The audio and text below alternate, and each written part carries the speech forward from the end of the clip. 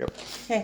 Hey, boys and girls, it's Miss Shelby and Chevy, and we're going to be continuing on our Brer Rabbit adventure book today.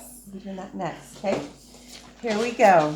Here we go. Brer Fox and Brer Mrs. Fox Goose. And Mrs. Goose. Mrs. Goose was Miss down Goose by the water the doing water- her washing one day when Brer Fox passed along on the other side of the river. Ha ha, he muttered. That's nice. Fat Goose would make me a very tasty supper. I'll creep into her house tonight when she is asleep and catch her. He didn't know that Brer Rabbit was listening to his plan. But as soon as the fox was out of sight, Brer Rabbit hopped over the stepping stone to warn Mrs. Goose. What shall I do? Wailed Mrs. Goose in a great flutter. I can't escape from that dreadful Brer Fox if he breaks into my house. And she cried and made her washing wetter and wetter. Just listen to me, said Brer Rabbit, who was always ready to play tricks on Brer Fox. Make a bundle of your washing and put it in your bed. Then fly up to the rafters and roost there for the night. I'll have a chat with Brer Dog. He will help you. Mom. So that night, Mrs. Goose did as Brer Rabbit had advised.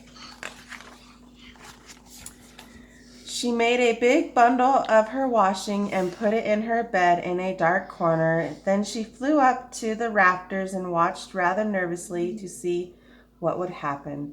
Sure enough, at midnight, the door opened softly and Brer Fox crept in. The room was so dark that it was easy to mistake the bundle of washing for a fine fat goose, and Brer Fox, licking his lip, grabbed it and rushed out. But Brer Dog was waiting for him, and if the fox hadn't dropped the bundle and ran for his life, he would certainly been caught. The next morning, the story went around that Brer Fox had tried to steal Mrs. Goose's washing.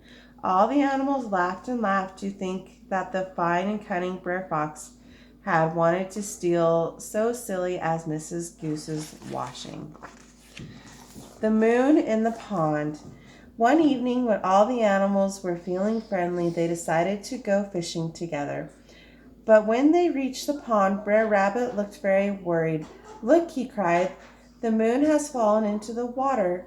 We shan't catch any fish here until we have scooped it up. So Brer Rabbit ran home to fetch a strong net.